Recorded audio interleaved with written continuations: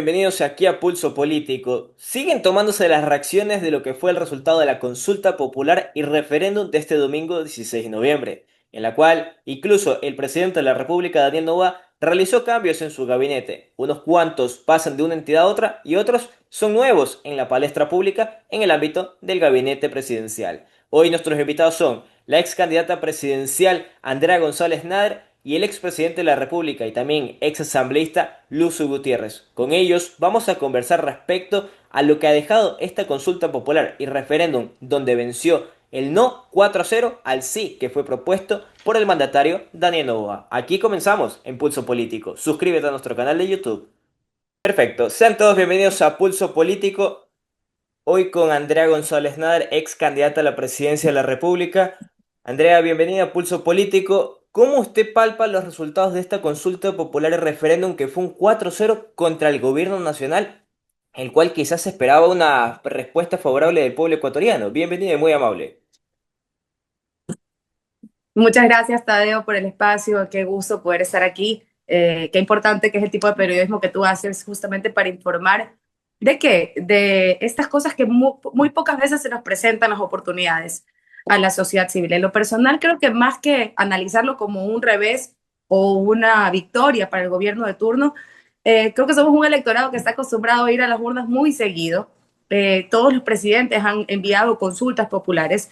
Creo que ya deberíamos tener la madurez para entender que las consultas no se tratan de un termómetro hacia la aceptación del presidente de turno, como muchas veces se quiere plantear, sino que son oportunidades para que como sociedad civil nos hagamos presentes y hagamos los cambios que se necesitan. Soy una persona que en lo personal siempre ha dejado muy claro que cree que esta constitución es increíblemente dañina para el desarrollo económico del país, para el desarrollo democrático del país, para la libertad que tiene que haber para discutir entre derechas e izquierdas. Sin embargo, después de 17 años de aplicación, es normal que hayan cambios profundos que hacer en cualquier tipo de estructura. Entonces, creo que se ha perdido una oportunidad de oro de arreglar las fallas o en su defecto, darnos una constitución mucho más libre donde, y repito, tanto izquierdas como derechas puedan proponer sus soluciones. Pero en este caso que usted expresa que el ecuatoriano ya está acostumbrado a ir a una jornada electoral, jornada electoral, ¿es bueno eso? ¿Es malo? Porque si bien es cierto que si pasaba el sí en la consulta de constituyentes, íbamos a elegir constituyentes, luego aprobar la constitución, e inmediatamente teníamos seccionales, o sea, 4 elecciones en un lapso de 2 años.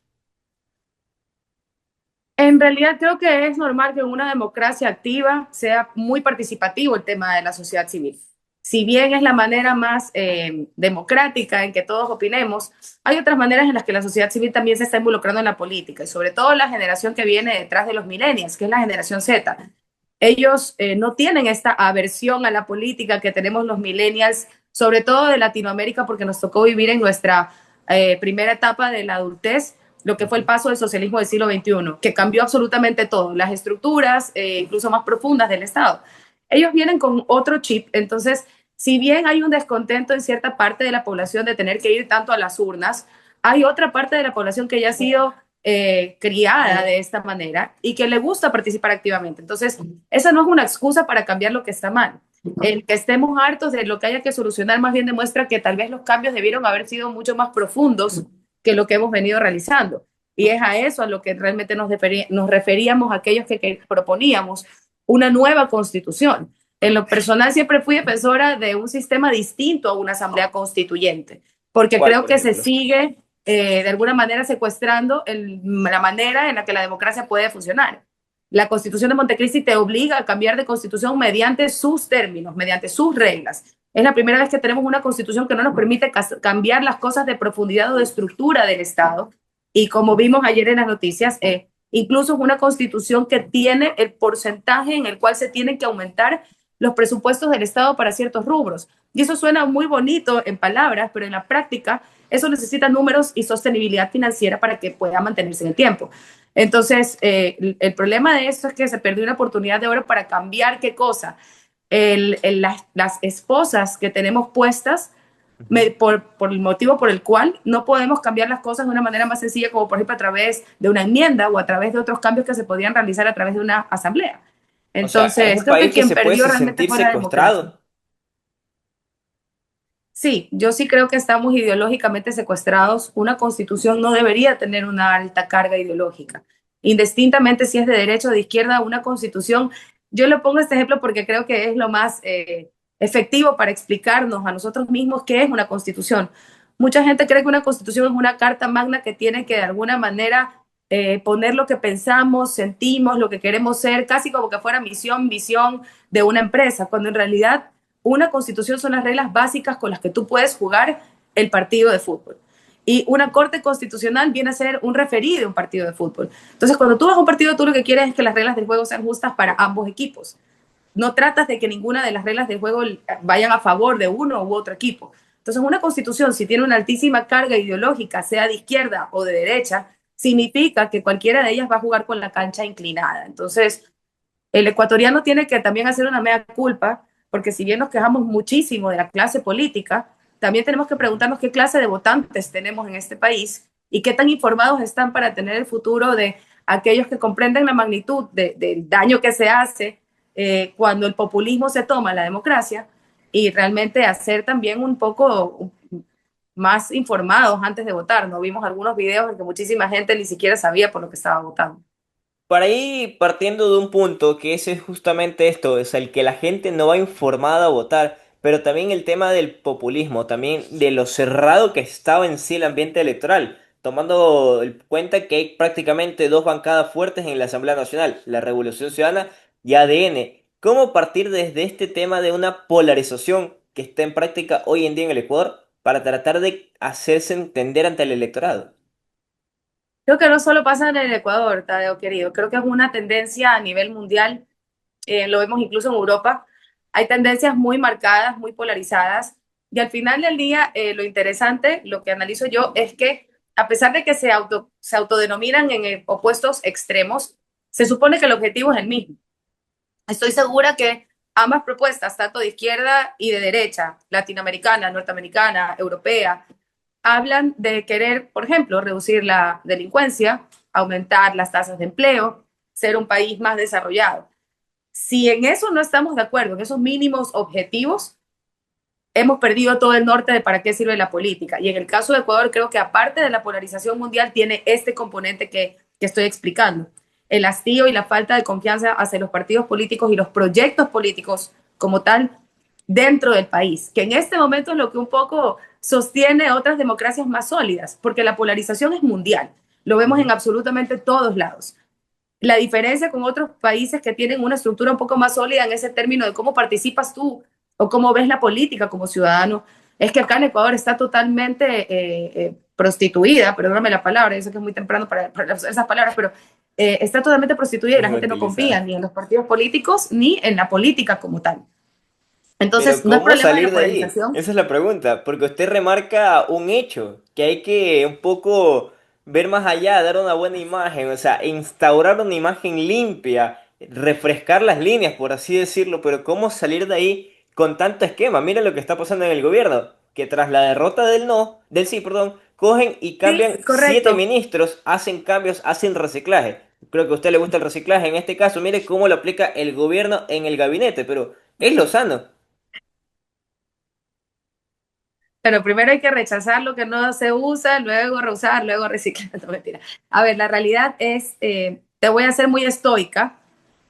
Yo voté por el sí en todas las preguntas, menos en la que hablaba del tema de quitarle el financiamiento a los partidos políticos, porque estoy del lado de los partidos que están Ok. comenzando desde nuevos. Creo que hay una esperanza en la nueva generación.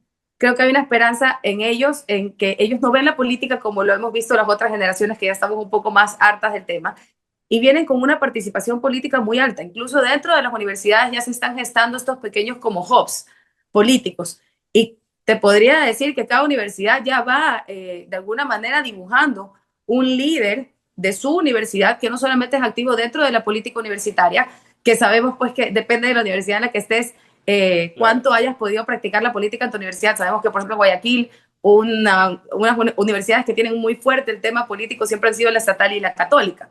En realidad, de la Universidad Católica viene casi toda la historia de los últimos 20 años políticos del país.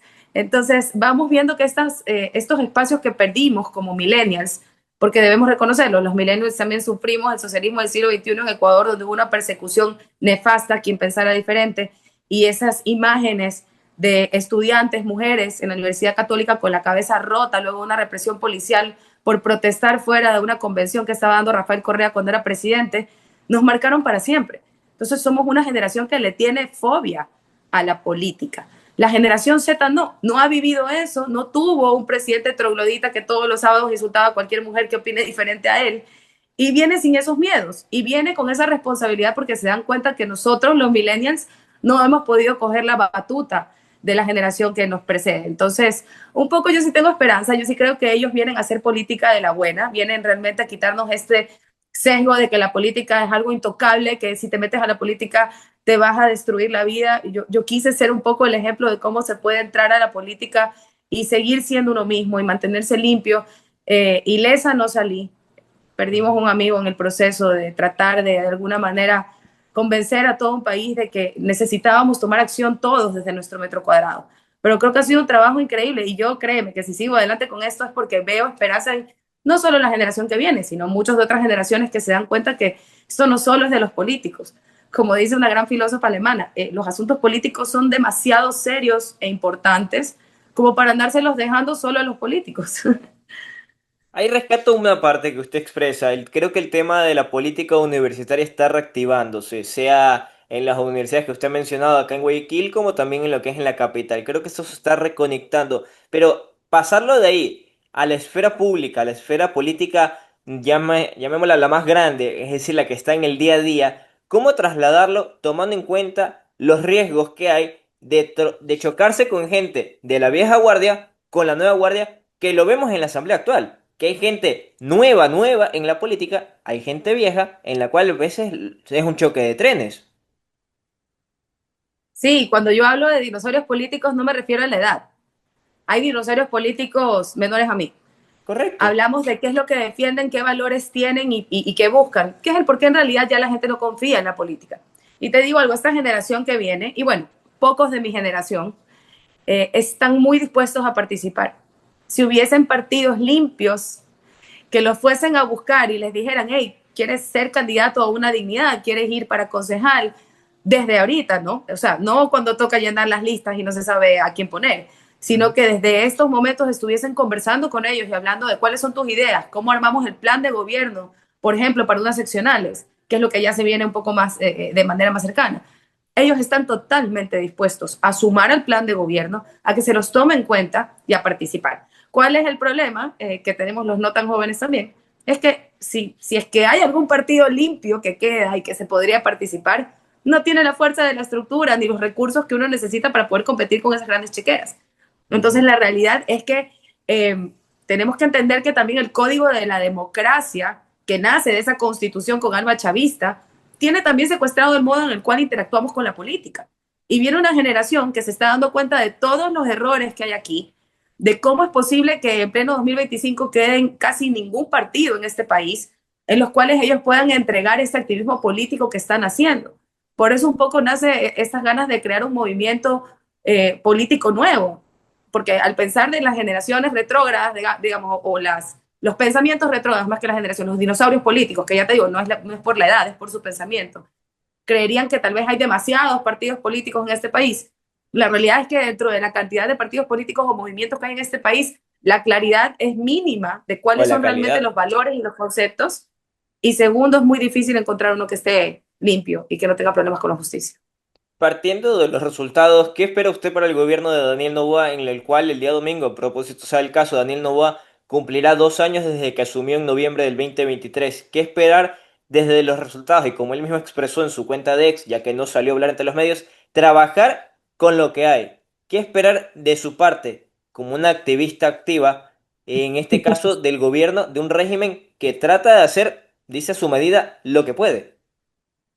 Sí, en realidad esto no es solo trabajo del gobierno. Me mantengo en el sentido de que nosotros como ciudadanos, sobre todo en la costa, donde estamos expuestos a este nivel de violencia brutal, donde vamos a cerrar el año con 9.000 muertos, más Ujú. que el año que asesinaron a Fernando Villavicencio, que fue el 2023, que era el año más violento.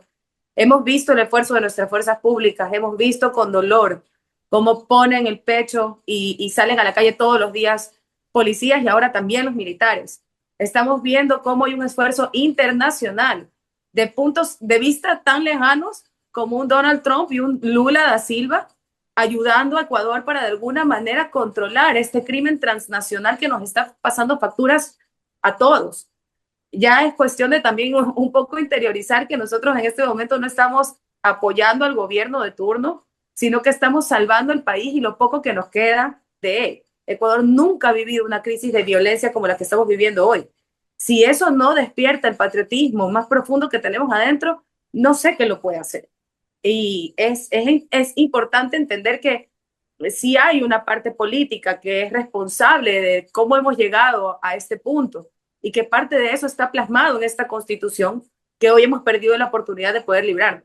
Porque indistintamente de quién esté en el gobierno, son 17 años de haber aplicado esta teoría, tener los resultados ahora a la mano y los números son mucho más fuertes que cualquier ideología. Entonces, el que no entiende que la guerra es de la puerta de tu casa para afuera y no dentro de los salones de Carondelet, no se vio la película, porque claramente la verdad es que la costa está poniendo todos los muertos y necesitábamos que un poco sea la sierra la que apoye con esa ayuda acerca de las bases extranjeras que tanto se necesitan. Hemos perdido una oportunidad de oro de trabajar con Brasil y con Estados Unidos para poder controlar lo que no hemos podido controlar en años. Entonces, creo que el que cree que se puede quedar en su casa de brazos cruzados, probablemente no tiene que salir a la calle a trabajar todos los días y no entiende que la guerra se vive en la calle, no dentro de los pasillos del gobierno. Creo que falta más calle a la gente de Carondelet, dice usted. No, creo que le falta más empatía al votante y más conocimiento también de lo que estábamos haciendo como ciudadanos.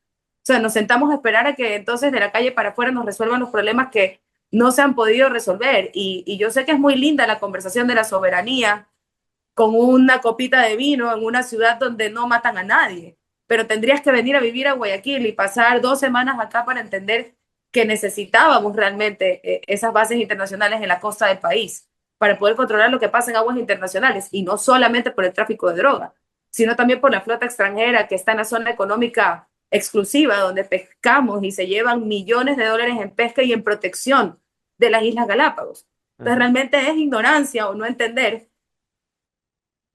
que la única manera de proteger la soberanía de las Galápagos en este momento es controlando todo el tráfico de alta mar que se lleva especies, pesca, trafica armas, combustible, personas.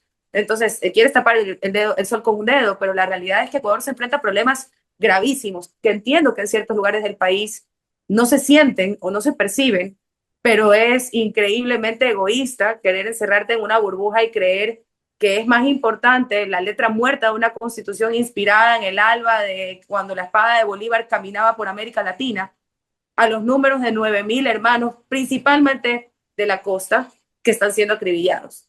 Y la sorpresa, que no es sorpresa, ¿no? Es ver que en estas provincias donde se iban a poner las bases militares y donde más se están poniendo los muertos, Ganó el es no. más alto el no que en aquellas que estamos alejadas de esos lugares donde se iban a poner las bases. Entonces, queda claro que hay todavía muchísimo que educar sobre la historia de este país, sobre cómo hemos llegado al punto en el que estamos. Y eso en parte es responsabilidad, más que en el gobierno de turno, del elector. Andrea, para ir cerrando y tratando un tema que usted trajo, el tema de Fernando Villavicencio, más temprano dijo John Reinber, ministro del Interior a Teleamazonas, sabemos que detrás del asesinato de Fernando estuvieron los lobos y nada se hacía en esa organización sin el visto bueno de alias Pipo. ¿Qué opina usted al respecto y cómo va tomando ese caso que son ya 2 años? Eh, Mientras no entendamos realmente la profundidad de quienes tenían el poder de cometer un magnicidio, cualquier persona que denuncie la corrupción está en peligro.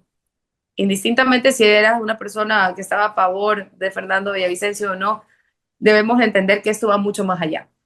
Fernando Villavicencio podía tener muchísimos enemigos, pero muy pocos que tuviesen el poder de cometer un magnicidio, porque para hacer un magnicidio tú necesitas un poder enorme y es imposible que lo hagas solo. Creo que justicia que tarda no es justicia, pero al final del día casos tan complejos como el de Fernando, eh, siempre van a tomar el tiempo prudente que se necesita. He guardado mucha distancia de poder sesgar la investigación, porque creo que la justicia es la única que tiene en este momento el poder de decirnos la verdad. Sin embargo, poco a poco vamos descubriendo estas capas como de una cebolla, donde vamos viendo las conexiones que siempre fueron obvias para quienes habíamos seguido el trabajo de Fernando, sobre todo en la Comisión de Fiscalización, pero realmente hay mucho que decir del ruido político que se gesta alrededor y de todo lo que pasa. Lo más importante en este momento es entender que mientras no sepamos quién asesinó a Fernando Villavicencio, nadie va a poder volver a denunciar la corrupción como lo hacía él, porque lo volverán a Exacto. silenciar. Entonces, si realmente queremos limpiar la política de este país desde la raíz y dejar este escenario limpio para que no solo las nuevas generaciones, sino cualquier persona que tenga las ganas de sacar adelante este país se juegue la vida, porque esto es lo que uno hace en Ecuador cuando quiere hablar su punto de vista y decir lo que considera la verdad, tenemos que comenzar justamente exigiendo justicia y rechazando todo tipo de corrupción también desde casa, ¿no?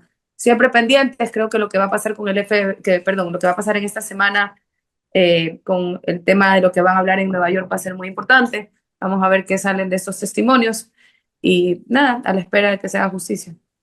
A la espera de que se haga justicia, que el Ecuador tiene que conectarse más, es un poco lo que expresaba Andrea González Nadar aquí en Pulso Político, a quien le agradezco por su espacio, un diálogo amplio respecto al ambiente político que atraviesa el Ecuador. Andrea, muy amable por su tiempo. A ti, Tadeo, Gracias a todos, seguimos muchísimas aquí con gracias. más aquí en Pulso Político. No soy bien, suscríbete a nuestro canal de YouTube. Continuamos aquí en Pulso Político con el coronel Lucio Gutiérrez, expresidente de la República y también ex asambleísta. Coronel Gutiérrez, bienvenido a Pulso Político. ¿Cómo usted toma la posición de la ciudadanía ecuatoriana que le dijo no al presidente de la República en el referéndum y consulta popular? Bienvenido y muy amable. Muchísimas gracias por la oportunidad. Un saludo a todos los ecuatorianos que nos están mirando y escuchando. A ver, el pueblo ecuatoriano, como ya lo decía el presidente Velasco Ibarra, es intuitivo. El pueblo ecuatoriano es, resiste estoicamente los problemas, incrementos de impuestos, pero obviamente que hay un límite y el pueblo ecuatoriano llegó a ese límite y le dijo al presidente de la República que cambie de actitud, que no puede el presidente de la República seguir gobernando únicamente con la gente que maneja sus empresas.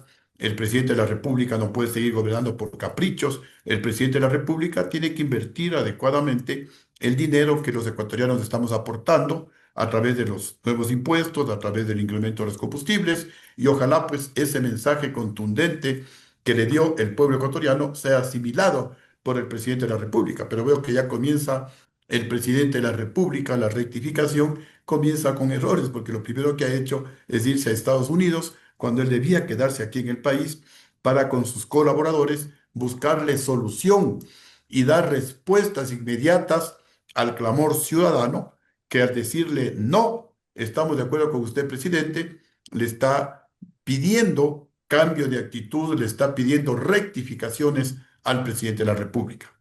Y esa reacción que haya tomado el presidente, por ejemplo, primero en irse, segundo en hacer cambios en su gabinete, en la cual también aplica el reciclaje, pues traslada a un lado a un ministro a otro ministerio. Entonces, ¿cómo tomar esa reacción de la que usted expresa, irse a Estados Unidos y el cambio en gabinete? También sí, creo que eso del cambio de gabinete, aunque es su decisión, es su capacidad, es su responsabilidad, es su soberanía en cuanto a decisiones del presidente de la República, pero obviamente que no han sido bien vistas por la ciudadanía, porque si el pueblo le pide cambios, es como que no hubiera más ciudadanos en el Ecuador, y aquí hay muchísima gente capaz, gente patriota, gente honesta, gente que puede colaborar efectivamente con el presidente de la República, pero creo que el presidente se vuelve a equivocar desde mi punto de vista al reciclar a los ministros, le saca de un ministerio y le vuelve a poner en otro ministerio y entonces pues eso también el pueblo pienso que no lo está viendo de buena manera. ¿Es una manera apresurada o una manera de él cubrirse el tema de reciclar? Sí, es una manera, hasta yo diría desesperada, es una manera hasta cierto punto que me importista, es una manera de decir, bueno, yo soy el jefe, yo soy el que mando y yo hago, disculpen el término, lo que me da la gana. Pero eso no debe hacer un presidente de la República, un presidente de la República y también pues con experiencia, ¿no? Porque justamente la experiencia nace de los errores cometidos. justamente pues uno tiene que escuchar al pueblo, no puede ser prepotente, no puede ser el presidente, creerse emperador, creerse el sábelo todo y el que hace lo que se le ocurre. Es el primer mandatario del país, él es el que tiene que responder a sus mandantes, que somos los ecuatorianos, que hemos votado, que le hemos apoyado al presidente de la República, y no está cumpliendo con su rol. Él tenía que ser muy cuidadoso, buscar a gente de otros sectores, no solamente a los empleados de sus empresas, no solamente a los que le dicen, sí, presidente, todo está lindo, sino justamente buscar gente que le vaya a contribuir, gente con experiencia, gente que vaya a solucionar los problemas más complicados que tiene el Ecuador, que son los de seguridad, que no se ha solucionado, que son las faltas de empleo, no se ha solucionado, la situación económica sigue precaria, tampoco se ha solucionado, la salud tampoco se ha solucionado, las carreteras siguen destruidas, tampoco se le ha puesto interés. Es un Estado que más se dedicó, o un gobierno que más se dedicó a la propaganda, que más se dedicó a la campaña, que hacían una cosa pequeñita y gastaban 10 veces más en propaganda. Todo eso vio mal el pueblo ecuatoriano y creo que ha llegado el momento que el presidente rectifique. Rectificar es de sabios, mantenerse en el error es de necios. Y ojalá pues el presidente de la República reflexione, recapacite, le encante irse a los Estados Unidos. Ojalá pues venga renovado, venga con la decisión firme de hacer cambios en beneficio del Ecuador. Le falta humildad al presidente de la República. Pero cuando usted expresa que el mandatario tiene que un poco ser más honesto, más pies sobre la tierra, el tema de, por ejemplo, es su segunda consulta popular, en lo que va a ser ya 2 años de gobierno este domingo, que se van a cumplir desde que él asumió en noviembre del 2023 y ha cogido y ha tomado dos consultas populares como para medir su popularidad. ¿Es una medida que él toma apresurada? ¿Es una medida que él diga, no quiero hacerme responsable, sino que sea la ciudadanía la responsable del futuro del país? ¿Cómo usted lo toma? Mire, son decisiones también apresuradas, es malgastar el dinero. Se le dijo al presidente de la República, a ver, presidente, ¿usted quiere reducir el número de asambleístas? Ok. Yo presenté un proyecto, está en la asamblea, un proyecto desde mi punto de vista mejor que el suyo. En mi proyecto yo sugiero la reforma al Código de la Democracia y a la Asamblea y a la Constitución para que haya dos asambleístas por provincia, para que no solamente las mayorías, sino también las minorías en esa provincia pequeña también puedan expresar su voz. Y uno más por cada 500.000 habitantes, pero con requisitos. No pueden ser candidatos gente que tenga glosas en firme, grillete, antecedentes penales. Y también con mucho respeto a los jóvenes, pero Ujú, también sugería que la edad mínima tiene que ser 25 años, ujú.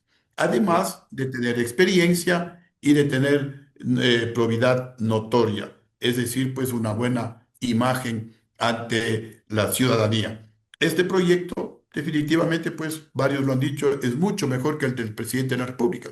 Pero el presidente, caprichoso como es, mantuvo su proyecto de solamente reducir el número de asambleístas. No puso 500.000, bajó a 400.000 habitantes, pero también no puso dos por provincia, sino uno por provincia. Con lo cual, 11 provincias en las que mayoritariamente le dijeron no, ponía un solo asambleísta. Algún rico, algún narco financiaba a ese asambleísta y ya tenía su representante en la Asamblea Nacional y el pueblo se quedaba sin representante.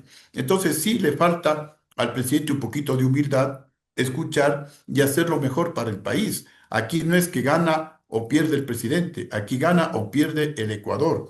Y con esa dirección es la que el presidente debe gobernar.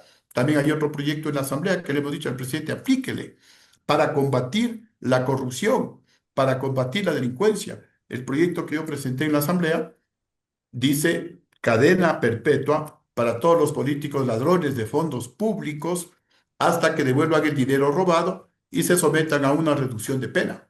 Cadena perpetua para los jueces y fiscales corruptos que extorsionan a la gente para dictarles una sentencia favorable y que dejan en libertad a los delincuentes a cambio de dinero, hasta que devuelvan el dinero mal habido y se someten a una reducción de penas.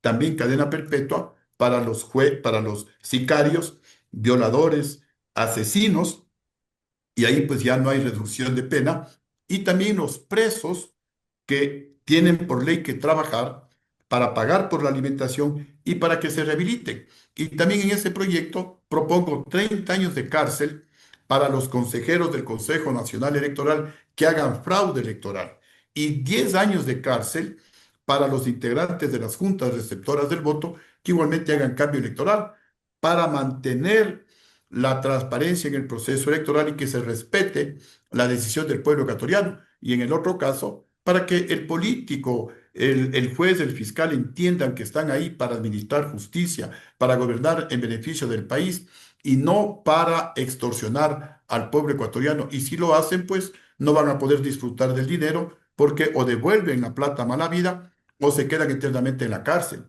Igual es un momento de reflexión para el sicario. El Pero ahí, por sicario tendrá ejemplo, no también le que pueden llegar reflexionar. a decir a usted, en caso de que hubiera nuevamente permanecido en la Asamblea Nacional, decirle, está atentando contra los derechos humanos, está siendo muy fuerte o expresándose de una manera contra unos, pero no se va a medir contra otros. No, porque el que roba lo hace bajo su decisión. No estamos diciendo con este proyecto que vamos a llenar las cárceles con gente condenada a cadena perpetua. Más bien la filosofía del proyecto es lograr un cambio de actitud de la gente, que el político entienda que el poder es para gobernar, para servir al pueblo, no para enriquecerse. Y es efímero. Igualmente que el juez, que el fiscal comprendan que están ahí para administrar justicia. Inclusive, como decía, el sicario, el criminal, tendrá que meditar varias veces antes de quitar la vida a una persona, porque tenemos que ver en los derechos humanos de todos, pues, no solamente de los delincuentes, y mayoritariamente ver los derechos humanos de la gente de bien. Este proyecto tan duro, tan drástico y que está permitido por la Constitución de la República, porque la Constitución lo que prohíbe es la pena de muerte y las torturas, no prohíbe la cadena perpetua, y por eso es que el Departamento Técnico Jurídico de la Asamblea dio paso a ese proyecto y también dio paso el Consejo de Administración Legislativa, que es el CAL, dieron paso a ese proyecto y está en la mesa de justicia. Antes decíamos los correístas no sacan ese proyecto para que sea discutido, sea mejorado en el Pleno de la Asamblea y se convierta en ley. Pero ahora están los novoístas. Entonces, presidente de la República y tiene alternativas sin gastar un solo centavo del dinero del pueblo ecuatoriano. También hay otro proyecto para los emprendedores. En la actualidad hay multas realmente exageradísimas de 10 y hasta de 20 salarios mínimos vitales.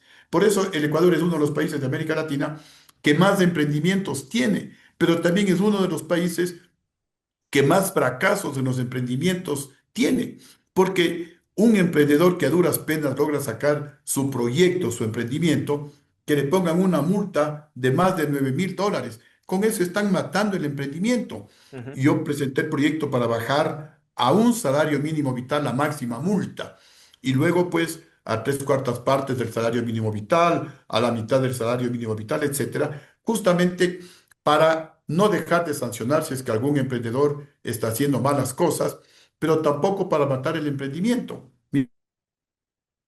Mire, ahí está otro proyecto que consta en la Asamblea Nacional. Hay otro proyecto de enmienda a la Pero usted hubiera Constitución, estado, por ejemplo, si porque, llegaba a la asamblea nuevamente, siendo parte de una asamblea que se la denomina la nueva asamblea, cuando vemos más de lo mismo, en la cual están la mayoría de ADN y de IRC, en la que usted expresa, por ejemplo, que se está muy detenida. Ahora con lo que no pasó la constituyente, ¿hay cómo confiar en la asamblea actual? ojalá la Asamblea también cambie de actitud porque está haciendo lo mismo que antes criticó.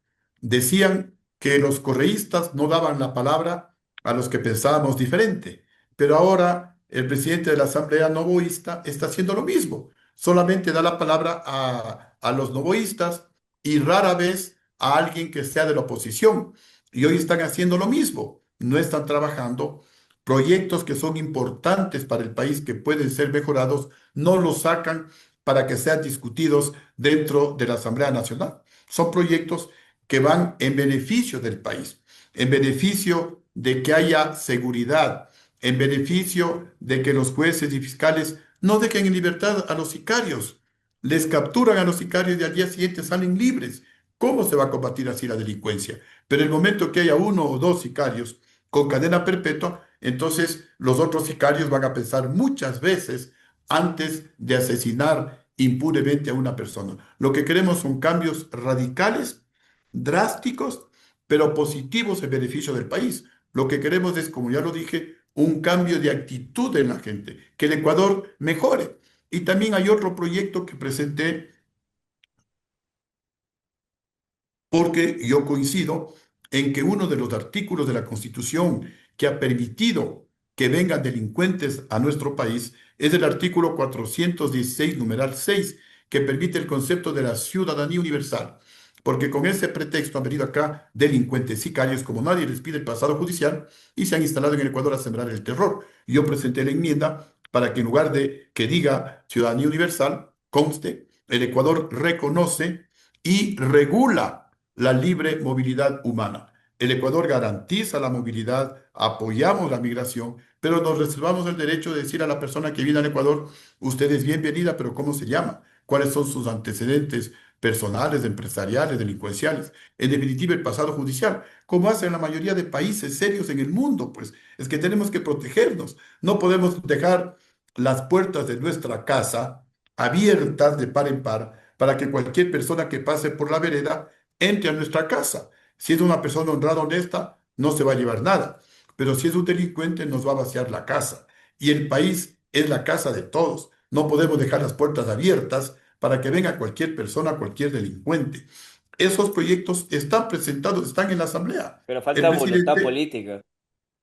Sí, pero el presidente podría aprobarlos porque son proyectos no en beneficio de Lucio Gutiérrez, en beneficio del país, porque para eso uno va a la Asamblea a legislar en beneficio de todos los ecuatorianos. Son proyectos que deberían ser discutidos, mejorados y aprobados, ya que no fue posible ir a una nueva constituyente. Pero se puede ir mejorando la constitución hasta que haya una nueva posibilidad de mejorar, de cambiar la actual constitución. Lo que usted me ha expresado a lo largo de este diálogo, el cual se lo agradezco, es que usted sí estaba a favor de las propuestas, de las cuatro propuestas presentadas por el mandatario, pero que no eran la forma en la que se tenían que plantear. Exactamente, y eso le dijimos al presidente de la República. No estamos de acuerdo en la forma como se plantea, porque si bien queremos reducir el número de asambleístas, pero también debemos mejorar la calidad. Y le decíamos al presidente, usted no va a lograr ningún beneficio reduciendo a 80 asambleístas, porque van a ir los mismos con glosa, con grillete, con antecedentes penales, van a ir los mismos jovencitos de 18, 19 años a hacer dibujitos. Si le preguntan de dónde sale el agua, dicen del grifo, porque obviamente no tiene experiencia, no sabe pues que se hace una captación, que se hace la purificación del agua, que luego se conduce por tuberías hasta que llega a la casa. Obviamente no tienen experiencia y es por eso que estuvimos en contra de este proyecto de reducción del número de asambleístas. Estuvimos en contra de que se quite el financiamiento a la capacitación de nuevos líderes, de nuevos políticos, de nuevos jóvenes. El gobierno mentía y decía que cada candidato debe financiarse su campaña. No tiene por qué el pueblo financiar la campaña de los candidatos. En eso estamos completamente de acuerdo. Y nunca se ha financiado la campaña de un candidato. Todos los candidatos nos financiamos la compra de afiches, gigantografías, los recorridos por el país, las concentraciones. Eso paga cada candidato. Lo que el presidente quería eliminar es el financiamiento para que los partidos políticos tengamos sedes en las 24 provincias del país. Vayan Y la cayendo. pregunta es, y la pregunta es, ¿cómo vamos a capacitar? Por ejemplo, voy a Manabí. No puedo capacitar en el parque, no puedo capacitar en la calle, se necesita un local y para eso es el fondo partidario.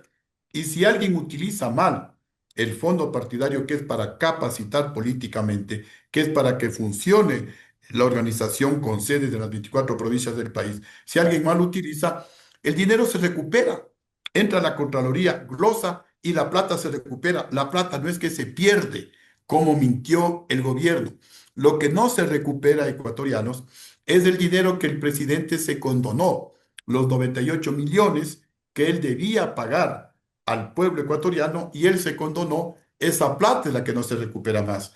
los 1.300 millones de Pero el dólares. tema del gasto no se iba, el gasto tributario no se iba a recuperar y no se va a recuperar en este caso. Así es, lo que el presidente condonó las deudas por 1.300 millones de dólares a los deudores morosos que le debían al Estado por intereses, por multas, etcétera. Esa plata si no se recupera, porque ya la condonaron por una ley que aprobaron los novoístas, que son mayoría en la Asamblea Nacional. Esa plata no se recupera. ¿Hay remedio? Los, los pocos miles de dólares que alguien puede mal utilizar del fondo partidario que es para capacitación política, esa plata sí se recupera. Entonces yo creo que este mensaje también lo captó adecuadamente el pueblo ecuatoriano y por eso también votó en contra de esta pregunta. En el de las bases militares, que tenía una gran aceptación, pero el momento que el presidente dijo que va a poner en Galápagos, obviamente todos reaccionamos y nos opusimos. ¿Cómo puede poner una base militar? Aviones que vayan pues a terminar con el medio ambiente, con la ecología, con los animales únicos en el mundo que existen en las Islas Galápagos. Entonces, pues la gente también le dijo no. Y le dijo no porque ya no le cree al presidente. Después el presidente dijo que no va a colocar en Galápagos, sino que va a colocar en Manabí o en alguna otra provincia. Pero lo mismo dijo, no voy a subir el diésel, voy a bajar el precio del diésel y no subió el precio del diésel. No voy Es a decir, subir las impuestos. contradicciones que el mandatario ha expresado es la que usted siente que hizo que él pierda la consulta popular. Sí, exactamente.